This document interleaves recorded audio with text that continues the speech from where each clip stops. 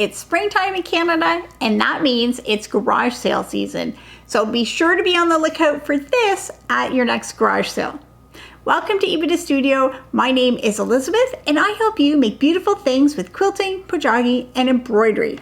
So of course, at garage sales, yard sales, estate sales, often you can find fabric, patterns, quilting tools. You can find those kind of things from people that are clearing things out, or they're sorting things from their mother or their grandmother. But one thing that you might have overlooked during garage sale season is how useful the signs are. And the signs are great because they are sturdy, but they're very lightweight and they're very cheap, especially if you can find used ones that people are getting rid of.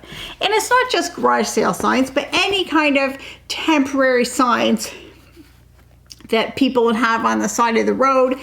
If you have an election in your area, maybe look and see if there's any election signs that are being cleared out. But these are really great in quilting because then you can cover them with fabric, and then you'll have a little board that you can use for carrying your pieces around. You can sort your fabric, you can lay out blocks, use it like a little mini design wall, and they're just useful for a lot of different things. Of course, you can't use them as an ironing surface because they're not heat proof, but you can use them for so many other things. If you're interested in making a little custom sleeve for making a little design board, then I do have a full detailed tutorial about that, so you can check that out.